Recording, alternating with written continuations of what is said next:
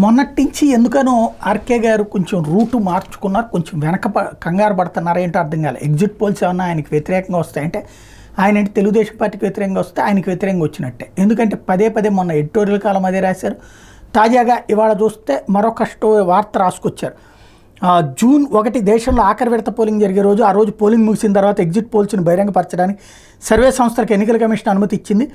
ఆ exit polls మీద రాజకీయ పార్టీల ఉత్కంఠ నెలకొంది. ఆంధ్రప్రదేశ్లో అధికార పార్టీ నేతలు వీటిపై ఇప్పటి నుంచే ముందస్తు జాగ్రత్తలు ప్రారంభించారు.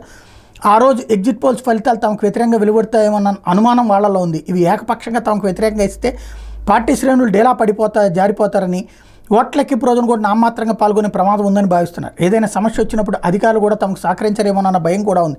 దీంతో ఎగ్జిట్ పోల్స్లో కొన్ని తమకు అనుకూలంగా ఫలితాలు ఇచ్చేలా చూసుకోవడానికి ఇప్పటి నుంచే ప్రయత్నాలు మొదలుపెట్టారని రాజకీయ వర్గాల ప్రచారం జరుగుతుంది. సాధారణంగా 7-8 సర్వే సంస్థలు ఆ రోజు ఎగ్జిట్ పోల్స్ని ఇస్తుంటే ఈ జాబితాలో తమకు అనుకూలంగా చెప్పేవాళ్ళు 2-3 అన్నా ఉంటే ఇబ్బంది ఉండదని భావిస్తున్నారట. అంటే ఎగ్జిట్ పోల్స్లో తెలుగుదేశానికి వ్యతిరేకంగా రాబోతున్నాయని అంచనా వేసినట్టున్నారు. అందుకని ఈ కథలు బియ్యం చేశారనమాట. అంటే కన్విన్స్ చేసేయడం, ఎప్పటి నుంచినే ప్రిపేర్ చేసేయడం.